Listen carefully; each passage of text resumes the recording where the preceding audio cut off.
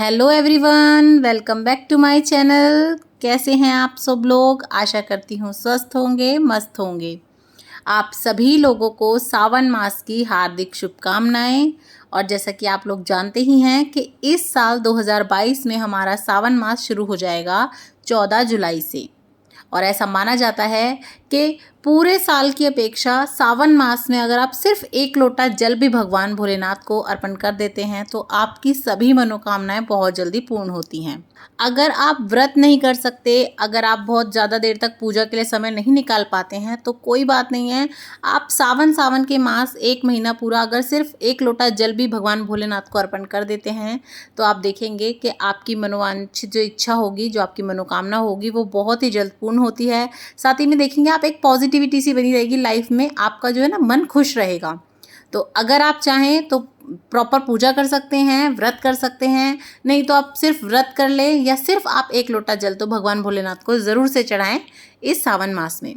और पूजा कैसे करते हैं, और आप अगर पार्थिव शिवलिंग की पूजा करना चाहते हैं तो वो कैसे करते हैं, सभी की वीडियोस आपको चैनल पे मिल जाएंगी। मैं एक प्लेलिस्ट बना के डिस्क्रिप्शन बॉक्स में डाल दूंगी, आप ज़रूर देख लीजिएगा। और आज की इस वीडियो में मैं आप लोगों को बताने वाली हूँ कि सावन मास के व्रत जब आप करते हैं तो आपको किन चीज़ों का जो है ध्यान रखना चाहिए, क्या चीज़ें जो हैं आपको नहीं करनी चाहिए, क्या नहीं खाना चाहिए, और किस तरह से जो है आपको व्रत करने चाहिए। तो चलिए वीडियो को शुरू कर लेते हैं। तो देखिए, जैसा कि आप जानते ही हैं कि सावन का जो मास है, यानी कि सावन का महीना है, वो भगवान भोलेनाथ और माता पार्वती को समर्पित है और इनकी ही विशेषकर पूजा की जाती है। किसी भी प्रकार के शिव जी के जो व्रत होते हैं, अगर वो सावन मास से उठाए जाएं तो वो उत्तम माने जाते हैं। तो आप चाहें तो जो 16 सोमवार के व्रत कर रहे हों, या फिर आप अगर सिर्फ सावन सोमवार के व्रत करना चाहते हो, या फिर आप सोमवार के व्रत पूरे साल भर के लिए या सवा साल के लिए उठाना चाहते हो, तो भी आप उसे सावन में शुरू कर सकते हैं। यानी कि सावन के महीने से आप अपने व्रत शुरू कर सकते हैं। तो आप शिव जी से रिलेटेड, माता गौरा से रिलेटेड जितने भी व्रत होते हैं वो आप सावन मास से अगर उठाते हैं तो वो ज़्यादा अच्छे रहते हैं। और आज की इस वीडियो में मैं आप लोगों को बताऊंगी कि जो सावन मास के व्रत करते हैं, यानी कि सावन के पूरे महीने के व्रत करते हैं, उन्हें क्या करना चाहिए, कैसे करने चाहिए। तो चलिए वीडियो को शुरू कर लेते हैं। तो देखिए, मैं आपको बता दूं, जिस दिन पहला दिन होता है सावन का, उस दिन से आपको अपना व्रत शुरू कर लेना है। यानी कि पड़वा वाले दिन से आप अपना व्रत शुरू करेंगे। सुबह आप अगर जल्दी उठ के नहा सके तो बहुत अच्छी बात है, नहीं तो देखिए काम काज के साथ साथ कई बार ऐसा होता है हम काम निपटा के आराम से तसल्ली से अपना जो है शुरू करते हैं दिन, तो कोई दिक्कत नहीं है। आप अपने गृहस्थी के साथ भी भगवान की भक्ति को लेकर चल सकते हैं।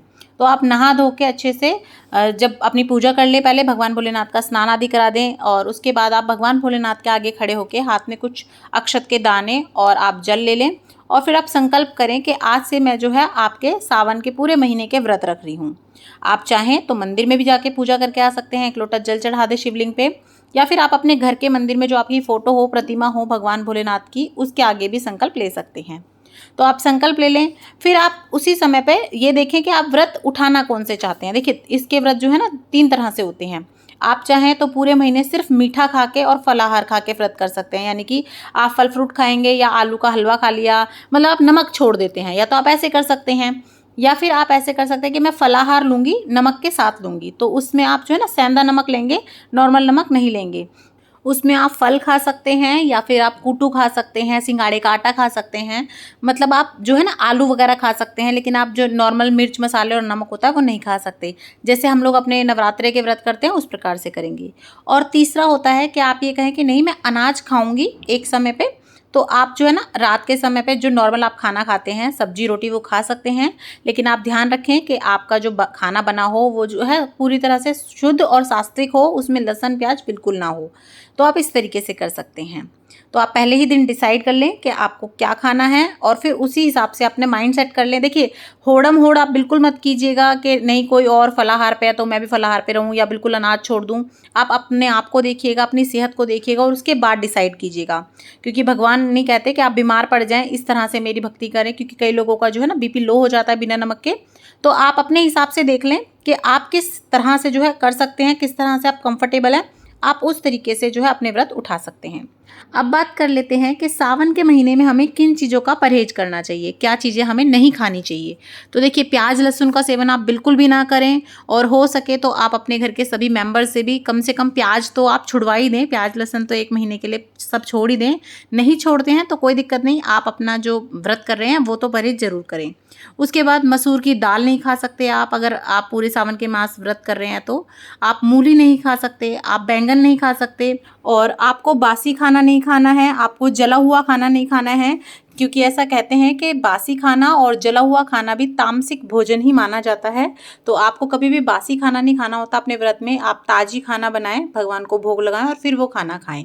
और सावन के मास में जो है ना, 1 महीने के लिए अपनी पसंद की चीज़ों का भी त्याग किया जाता है, अपनी मनोकामना पूरी करवाने के लिए या भगवान को प्रसन्न करने के लिए। तो आप कोई भी अपनी पसंद की दूध दही वगैरह किसी भी चीज़ का त्याग कर सकते हैं 1 महीने के लिए। उसके बाद देखिए, अगर हो सकता है तो आप शिव जी के मंदिर में जाके, शिवालय में जाके भगवान को 1 लोटा जल तो ज़रूर से अर्पण करें।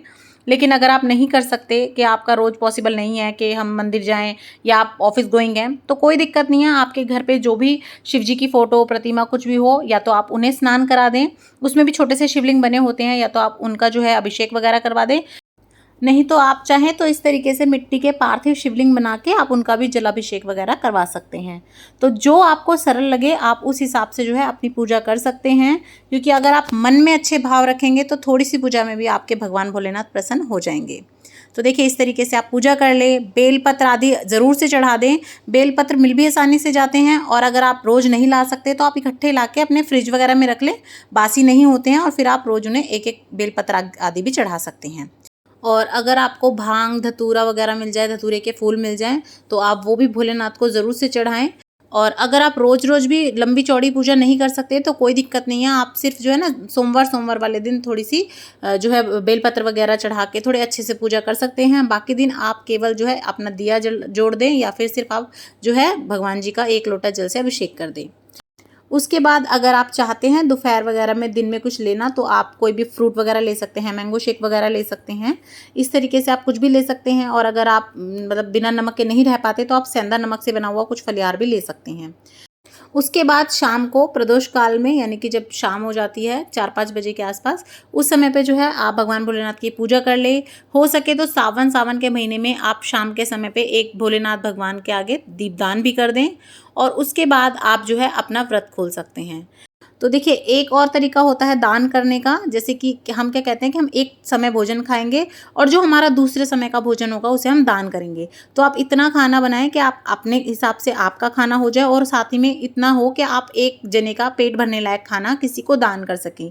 तो अगर आप चाहें तो अपनी सासू जी को दे सकते हैं, अपनी जिठानी को दे सकते हैं, आपके अड़ोस पड़ोस में कोई बच्ची हो उसको खिला सकते हैं, या कोई भी मतलब बुजुर्ग हो जिनको खाने की व्यवस्था ना हो, आप उन्हें दे सकते हैं, मंदिर में दे के आ सकते हैं। तो आप चाहें तो अपना एक समय का भोजन आप दान भी कर सकते हैं। तो अगर आप रोटी खा रहे हैं तो 2 रोटी, सब्जी, रायता, दही जो भी आप खुद लेते हैं वही आप थाली लगा लें, और फिर आप किसी भी बड़े रिश्ते को या फिर किसी भी ज़रूरतमंद को वो खाना आप दे दें, या आप मंदिर में भी जाके दे दें। तो इस तरीके से आप अपना एक समय का भोजन दान भी कर सकते हैं। इसी तरीके से आप अपना पूरा जो है महीना व्रत करेंगे, यानी कि उपवास करेंगे। अब आती है बात कि आप अपने व्रत का या इस सावन के मास का जो है समापन कैसे करेंगे या उद्यापन कैसे करेंगे। तो देखिए, अगर आप शादीशुदा हैं तो आप, अगर हो सकता है तो किसी जोड़े को बुला के, या तो पंडित पंडितानी को बुला लें, या किसी भी जिनको चढ़ता हो ऐसे जोड़े को आप जिमा सकते हैं। नंदेव को भी बुला सकते हैं, या फिर कोई ऐसे रिश्ते में हो आपके आसपास, उन्हें बुला सकते हैं। उन्हें आप जो है जोड़े से खाना खिलाएं, उन्हें उनके मतलब साड़ी, पैंट, शर्ट और कुछ दक्षिणा वगैरह रख के दे दें। और इस तरीके से जो है आप अपना उद्यापन कर सकते हैं। अपने यथाशक्ति अनुसार आप सुहाग का सामान, और हो सके तो नोज पिन और चुटकी वगैरह भी दे सकते हैं। जितना आपसे हो सके आप उतना दें। नहीं तो आप साड़ी के ऊपर एक बिंदी का पत्ता वगैरह तो ज़रूर रख दें सुहाग के सामान में, क्योंकि सुहाग का सामान जो है ना, दान करना सावन के महीने में बहुत अच्छा बताया जाता है।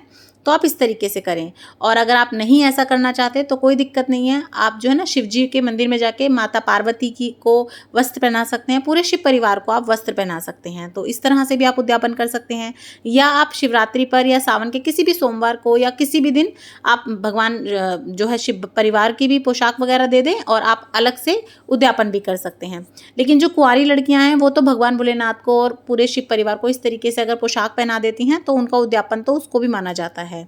आप इस तरीके से उद्यापन कर दें और कोई भी मिठाई या कुछ भी बच्चों में बांट दें। लड़कियां तो ऐसे कर सकती हैं, और जो सुहागन स्त्रियां हैं वो सुहाग का दान ज़रूर करें। माता पार्वती को भी कर सकते हैं आप सुहाग का समान दान, वो भी बाद में पंडित मंतानी ले लेते हैं और आप उन्हें वस्त्र पहना सकते हैं। या अगर आप इस तरीके से वस्त्र नहीं पहनाना चाहते तो आप माता पार्वती को साड़ी वगैरह भी उड़ा सकते हैं, या फिर आप जो है सीधा डायरेक्ट मंदिर में पंडित मंतानी को दे आएँ या उन्हें घर पे बुला के जिमा दें, या आपका कोई ऐसा रिश्ता हो तो आप उन्हें जिमा सकते हैं। बाकी मैं डिटेल में आपको वीडियो दे दूंगी कि आप उसका उद्यापन कैसे कर सकते हैं सावन के महीने का। और भी आप सावन से रिलेटेड सभी वीडियोज़ मेरे चैनल पर देख सकते हैं। ये पोशाक कैसे बनाएंगे, आप सावन सोमवार की पूजा कैसे करेंगे, आप शिवरात्रि की पूजा कैसे करेंगे, सभी वीडियोज़ आपको मेरे चैनल पर मिल जाएगी, तो आप उन्हें भी ज़रूर देखिएगा। और आपको ये वीडियोज़ अच्छी लगें, मेरा चैनल पसंद आए तो लाइक शेयर और सब्सक्राइब करना बिल्कुल भी मत भूलिएगा। ज़्यादा से ज़्यादा शेयर कीजिएगा अपने फ्रेंड्स और फैमिली में, ताकि किसी के काम आ सके। देखने के लिए बहुत बहुत धन्यवाद। ओम नमः शिवाय।